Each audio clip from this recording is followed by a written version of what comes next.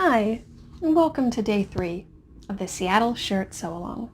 Today, we will be wrapping up construction by attaching our neckband, both the scoop and the V-neck versions, and then we will be hemming.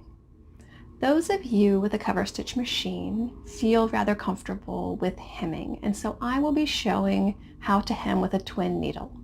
I use specifically a stretch twin needle that I purchased on Amazon. I also stabilize my hemline with a fusible interfacing. I purchase the interfacing at Joann's by the yard. You can see it here. It is a knit interfacing, so it stretches. It is by Pellin, and it is SK135, and I will add that to the post above so that you can reference that. I cut the interfacing into 1/2 inch strips. I simply iron it on, and it helps to stabilize the hemline to avoid common problems that we sometimes run into when using a twin needle. It is not absolutely necessary for you to have either the interfacing or the twin needle in order to finish the construction of your shirt. You can alternately use a stretch stitch on your sewing machine, whichever stretch stitch you prefer to hem with, a triple stitch or a zigzag. Whatever your preference is in regard to hemming, that will be fine. I am now going to show you how I hem with a twin needle. I have the curved hemline of my Seattle shirt here. I'm going to lift the front of the garment, the front bodice, up, and we will first be taking a look at the back hemline. Now the interfacing that I showed you in the intro is a Pellin brand SK135. It comes by the full yard, and I cut mine into 1/2 inch increments. I use a ruler, a quilting ruler that you can see here, and it has 1/2 inch lines. So I simply fold my interfacing and very quickly cut it into 1/2 inch strips, and then I keep it in a box ready for hemming. There are other various types of hem tape. The important thing is that you ensure that you use a knit hem tape or a wash away hem tape so that it does not eliminate the stretch in your garment. So I'm going to begin at the side seam, the highest point of the curve, and I'm simply laying the side of the strip with the adhesive. It feels more rough. So I'm laying the adhesive side down against the fabric, lining it up with the free edge, and simply pressing it to adhere. Now, one of the things that I really like about using this method is that it takes the guesswork of the 1/2 inch hemline measurement out of the equation. You will not need to measure your hemline now at this point when you fold it up. You will simply fold it up along the edge of the tape or the interfacing and press. Now, as you begin to work around the curve, you need to ease it in. We talked about this a little bit with the shoulder seam. So rather than just moving forward, I'm going to skip ahead about 2 inches and fold this part up. Kind of jump your iron just a bit and just kind of coax the hem into place without creating any puckers or pleats. And again on this side, I skip ahead and fold up. So I have a little bit of excess there in the center.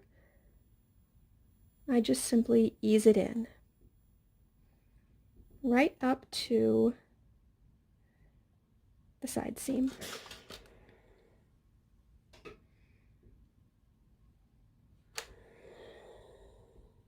So now the back is done. I'm going to do the same thing with the front, and I'll show you how I work on the side seams as well. So when you get to your side seams, there's a point here at which the curved hemline meets. And it can be just a little bit tricky. Again, we're going to be working with that phrase, easing in. So you can see that I have one side folded up, the other side is still down. Now before I press all the way to the center seam, I stopped about 1.5 inches away. I'm going to fold the seam of the side seam up the 1/2 inch, and any excess here, I'm simply going to ease in and press right up to the center seam line. And I'm going to do that again on the other side. I'm going to secure the side seam and a point about 2 inches down the hemline, about here. So fold it up just to the edge of the interfacing, the 1/2 inch. Secure those two and press in between, pressing any excess fabric, easing it in. And you'll have that nice curve at your side seam. So now I'm going to show you my twin needle. This is just a stretch twin needle that I picked up on Amazon. You can see that it has 2 needles, but only 1 prong for attaching it to your sewing machine. I just have a standard Singer sewing machine here. I attach it as I would any other needle. Now you will need 2 spools of thread atop your sewing machine. My machine does hold 2 spools of thread, one here and one here. The sewing machine that I had prior to this only held 1 spool of thread, and I remedied that by taping a paintbrush to the side of the sewing machine, which acted as a second spool holder. I know many choose to have the second spool of thread simply resting on the table behind their sewing machine. So whatever method works best for you, you should use. When I thread my machine, I take one of the spools of thread and I thread it through as I would normally. I will thread this one through the right needle, and then I will thread the second spool of thread through the same way and thread it through the left needle. In my bobbin, I use a thread called Maxi Lock Stretch. It is a little bit like woolly nylon, but I feed it onto my bobbin the same way that I would wind a bobbin of regular thread. I don't have to hand wind it. It's not a big deal. It's just a different thread, and it's very strong. I'm unable to snap it with my hands. And the bobbin thread on your twin needle hem is going to have a lot of stress on it. And if you use a standard thread, it's possible that it could snap down the line with wear.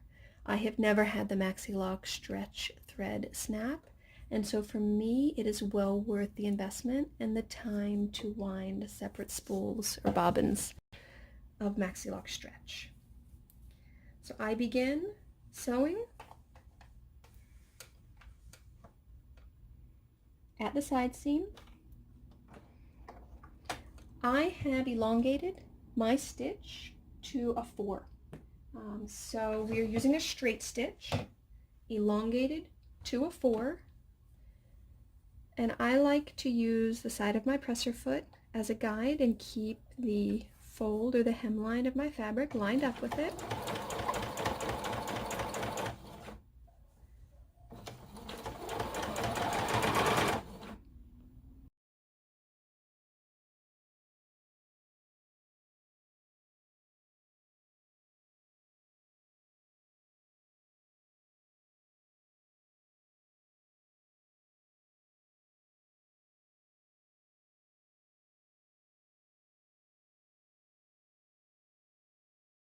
Once you have completed your twin needle hemline, it will look like this, with 2 lines of straight stitching along the front of the garment and a zigzag along the back.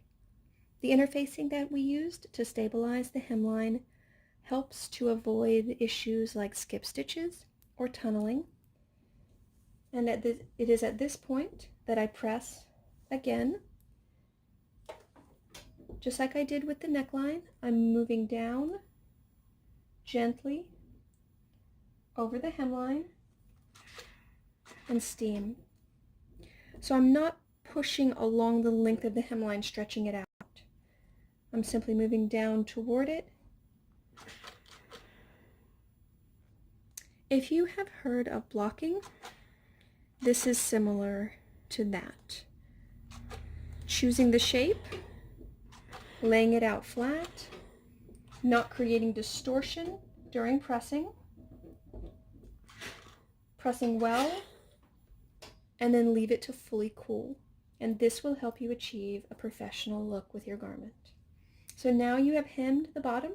You will use the same technique to hem the sleeves, and then your garment is completed. I can't wait to see you turn in your finished garments and see what you've made. If you do not have interfacing to use for your hemline, I am going to show you the way that I would hem without it. Now the hem allowance in this pattern is 1/2 inch. I'm going to use my seam gauge to help me determine the depth of the hem, but rather than setting it to 1/2 inch, I am setting it to twice that amount, so 1 full inch. I place the notch at the edge of my free edge and I mark 1 inch in my fabric. Now I have shown this fabric pen in another video, but I'll go ahead and show you again here. This is my preferred fabric marker. It's not a sewing tool. This is a regular pen that is sold in the paper goods section or the office section of large stores like Walmart. It is Friction by the brand Ball, Frixion. And the cool thing about this pen is that when you press it, it disappears. So it disappears when you iron. I always double check if I'm using black or red on an ivory fabric. I test on scraps first, but I have had no issue. It always disappears when I iron. So you will simply mark 1 inch in all the way around your hemline. And when you fold up and press, you will simply fold up to those markings and press, folding up to the mark will give you the 1/2 inch seam allowance. Now as you work your way around the curve, you may notice that you need to ease in the excess fabric along the free edge. The way that I do that is I have pressed to this mark. I am going to fold up to the mark here, about 1.5 inches, 2 inches apart, and I have some excess fabric in between.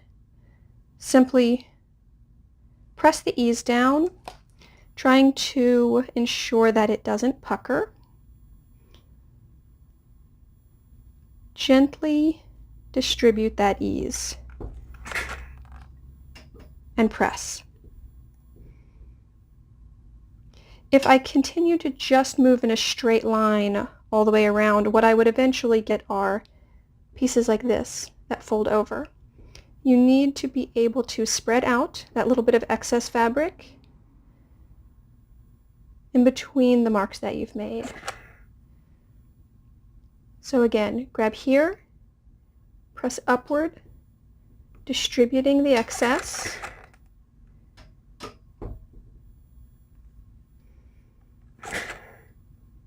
Removing any puckers that gather. You will do this all the way around, and then I will show you how we will hem. You will need to choose your preferred stretch stitch when hemming your garment. I prefer stitches 3, 4, or 5, and I will show you those now. I am now going to show you what 3 of the stretch stitch options look like as a finished hemline. From the pin mark that you see here to the next one, this is a lightning bolt stitch. I elongated it as long as it would go. I believe it was 4.0, so you can see the lightning bolt stitch there. From here to here, this is a triple stitch. This is my preferred stitch that I use for hemming when I don't use a twin needle. It's very strong and very flexible. It stretches well. If you can see, It looks like a single line of straight stitch, but it has a lot of give. And the final option that I'll show you here, this is a zigzag stitch. If your machine does not have the other two options that we have discussed, then this will be the option that you will need to select, and it will work well. This is just a standard zigzag stitch that I elongated to 4.0 length and simply zigzag your hemline down.